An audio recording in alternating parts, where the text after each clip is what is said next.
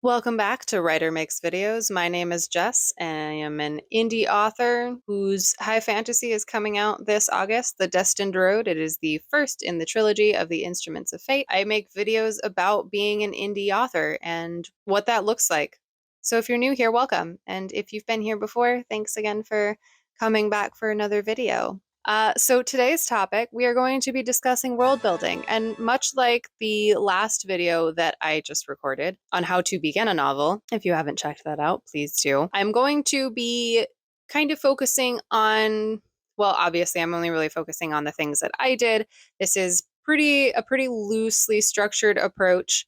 I like to just kind of do initial videos on my process and what I did because that's kind of the purpose of this channel, and to kind of give a more relaxed approach to the process of writing a novel in the first place, because it's a very daunting and very sort of cumbersome task if you burden yourself with all of the information that is out there. And I just kind of want to give people a reprieve from all of that. I will probably be making some structured videos in the future of more nuanced tips and tricks for certain things like beginning a novel and like what I am about to discuss, which is the topic of world building. But for the sake of like just kind of being new in this space and being new in the process of becoming an author at all, I feel like that destigmatizing this whole really structured approach to writing might be helpful to some people. And I know I've seen comments in the past that it has been helpful to some people, and it's made people feel a little bit more relaxed about their process and a little less scared about trying to be a part of the craft. And that is what I want to do here on this channel. That is who I am. So today I'm going to I have kind of a three part structure to how I world builded.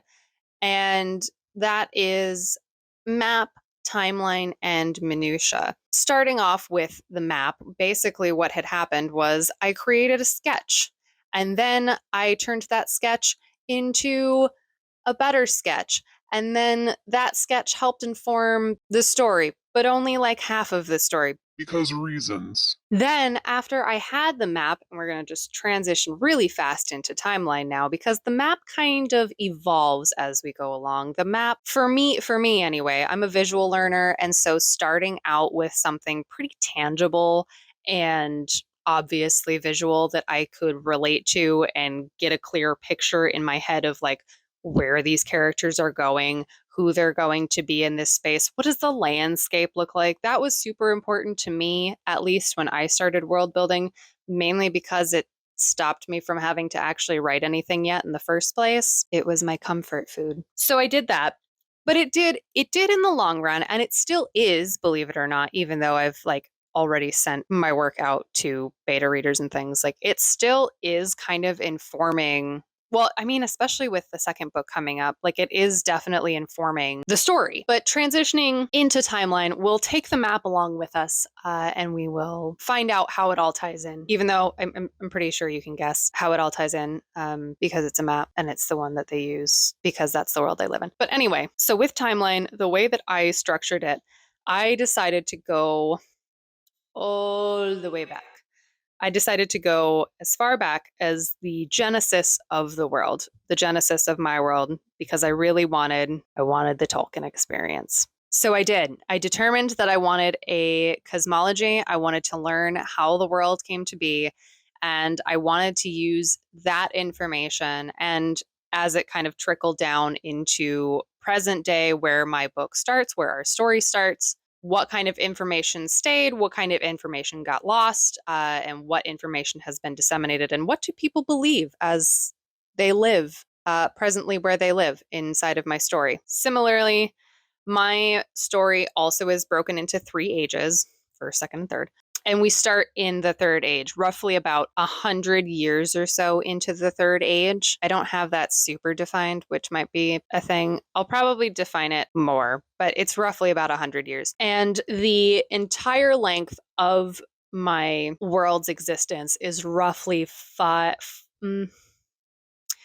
Well, I mean, okay, so the cosmology bit is a little fuzzy, as all cosmology is. Is like, how long does it take to actually build a world? Was it built in 8 days? Was it built in 1,000 years? We don't really know. We can't really know. Recorded history, and this is the important distinction. Recorded history is about 4,000 years old for the entirety of the world that I have. That's what I use to play into the idea that not everyone knows what's happening. Not everyone has the same idea of how the world came to be. Not everyone believes how the world came to be.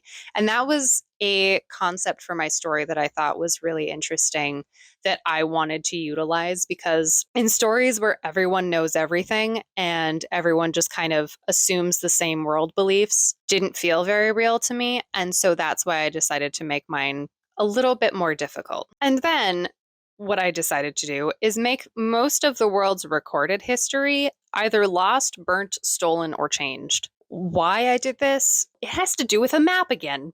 Believe it or not, it kind of has to do with the map. And this isn't even the full map because reasons. And I can kind of reveal this now that my book has been kind of out a little bit, and it will be out hopefully in August. Hopefully ARCs will be out in the next couple of months. But my world is split. It is split in two, literally split in two. It is an Earth that is separated along its east and west hemispheres, split. And so history of the other sides of each world are lost. So in that, with that idea already having been like the core part of my story that I personally knew was going to be a big factor in the world building, being able to know what the world looked like before the split, during the split, and now after this split was key, was exactly what I needed. And I think that's what prompted me to go all the way back to Genesis of the world, because I needed to know exactly what the world looked like and why it was created and created by whom, because I knew that that kind of information was going to inform all of the rest of the story and the beliefs and some of the problems that are coming up in the story for my characters as they have found out. The point of this being that if you're doing the same kind of structure, picking points in the timeline for things to happen for your ages helps to have a structure of like knowing when an age starts and when an age ends and what key moments are in those points, because then that helps inform the rest of the world building. I hope that made sense. Because with this, now you have reference points for your characters to build on within the story. And your characters also are going to inform events that have happened. Even as you're writing, they're going to mention something and you're going to be like, I don't know what that is. And then you're going to have to sit for an hour or two or three or like a week, and you're going to have to determine what it means when they're talking about a treaty that you've never heard of. I'm looking at you, main character. As much as world building informs the story, it is not the story. It will be well, even then, it's not really the story, even if you're going to write a Silmarillion-esque book, which I have plans to do. Even then, the world is not the story. It's still like a how it came to be and the characters that are involved in that. So no matter how much world building you do, the world is not the story. It just helps inform it. With that, though, utilizing the information that the timeline gave me also helped me, again, map out the kingdoms and boundaries and the layout of certain ruins and things like that, because I knew of events in the past that had happened. And I was like, well, that's obviously going to leave a scar on the world. That should be noted somewhere. And now it is. And that's kind of a cool thing that happens when you take the time to build out a timeline. And it doesn't have to be super structured. Mine is basically just an outline of listed dates and events that I know happen. And mine's not even done yet. I just have some of the key points that I know I've mentioned in my story and I know that are important to the story that I'm currently telling. The rest of it will be just additive, which is fun. And I'm excited to write it, but it is just additive to the story. And additionally, a cool thing too, and this also leads back to the map again, as you're discovering more about the story while you're writing, it helps also shape the landscape. And you're going to find out that as you're writing a traveling scene, they're going to be coming upon the crest of a hill, and you're going to be like, where the hell is this hill? And then you're going to look at your map and you're going to be like, oh, I guess there's hills here. That's cool. And as you're describing scenes and things, it just helps the world become a lot more tangible. But having that initial set of, like for me at least, having the initial set of like a map and an idea of where they were going and what they were doing informed the kind of decision and storytelling that I eventually ended up doing. So knowing how far they had to go, knowing which direction they needed to go from where I decided my starting point was with the story, it just kind of helps. I mean, the visual aid just kind of did it for me. And if you're the same, it probably would do it for you too. If you have an idea of like what the world is going to look like, it's a lot easier to write about it. Probably the most, I don't want to say convoluted, but probably the most, I don't know. It's called minutia for a reason in my outline here. Like, so that's probably what I'll stick with.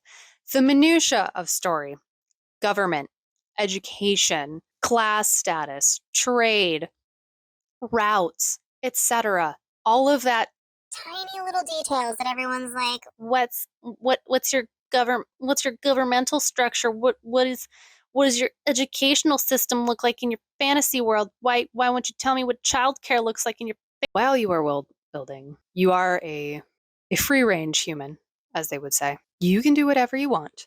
And I would argue that there are two ways that this can work. You can use this information, government structure, class system, education, travel, trade.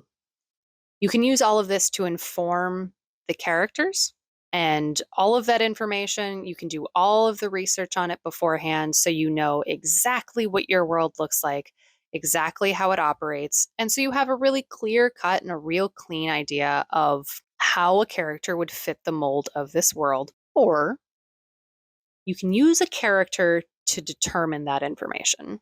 I know. People who advise you on world building are always so concerned about the minutia. And I did focus on the minutia, but I did it after I figured out who my characters were and how they were going to fit into the story, because that for me was more important, because then I could see, because I already had an image in my head of who these people were becoming as I was writing the story. And then I saw through their eyes what their world looked like, what their upbringing was, what their kind of education was, what their parents' education was, what kind of friends they had, where they knew things happened in their own world, and things that they didn't know were happening in their own world.